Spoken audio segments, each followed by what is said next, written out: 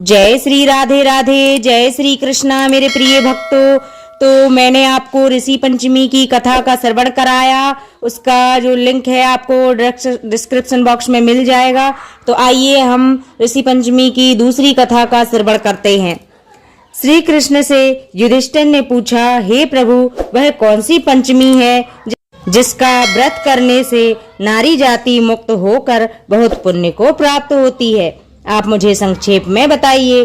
श्री कृष्ण बोले, हे धर्मराज, भादो सुदी ऋषि पंचमी का व्रत करने से रजस्वला पाप मुक्त हो जाती है, क्योंकि जब इंद्र ने वृत्तासुर को मारा था तो ब्रह्म हत्या का एक भाग स्त्री के रज में, दूसरा नदी के फैन में, तीसरा पर्वतों में और चौथा भाग अग्नि की प्रथम ज्वाला में विभक्त किया गया था।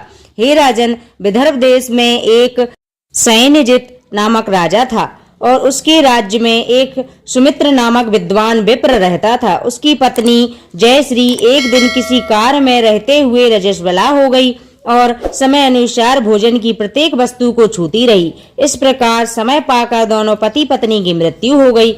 मरने पर ब्राह्मणी को कुतिया का जन्म मिला और ब्राह्मण को बैल का जन्म।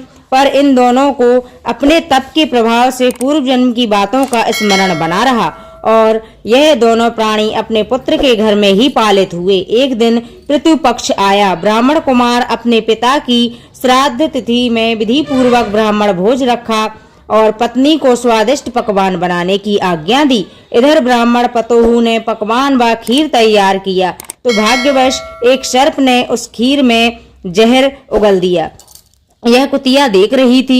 उसने सोचा, अगर ब्राह्मण खाएंगे तो मर जाएंगे, इससे मेरे पुत्र को ब्रह्म हत्या का भारी पाप लगेगा। इससे उस खीर को कुतिया ने जानबूझकर ही झूठी कर दी।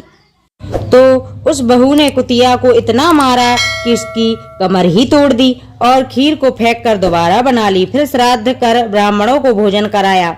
रात को कुतिया ने जाकर अपने पूर्व पति बैल से दिन में होने वाली सारी घटना बताई तो बैल बोला, हे प्रिय, तुम्हारे ही पाप के संसर्ग से आज मुझे बैल होना पड़ा और आज मेरे लड़के ने दिन भर मुंह बांध कर जोता है, अभी तक एक मुट्ठी घास भी नहीं डाली। यह सारी बातें छिपा हुआ ब्राह्मण पुत्र भी सुनता रहा, जिससे वह बहुत ही दुखी हुआ।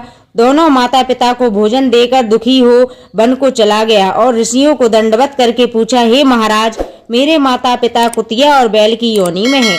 यह किस प्रकार इस योनि से छुटकारा पा सकते हैं? ऋषियों ने बताया कि तुम्हारे माता पिता ने रजोधर्म के दोष से कुतिया और बैल का जन्म पाया है। इससे तुम घर जाकर विधि पूर्वक ऋषि पंचमी का व्रत करके उसका फल अपने माता पिता को समर्पण करो, जिससे वह इस पशु योनि से मुक्त होकर स्वर्ग को प्राप्त करेंगे। मुनियों से व्रत का विधान सुन उसके घर जाकर विधिवत भाद्रपद शुक्ल पक्ष की ऋषि पंचमी का व्रत किया। उसके प्रभाव से वह क्रूर योनि से छूटकर दिव्य देही पा विमान पर चढ़कर स्वर्ग को गए।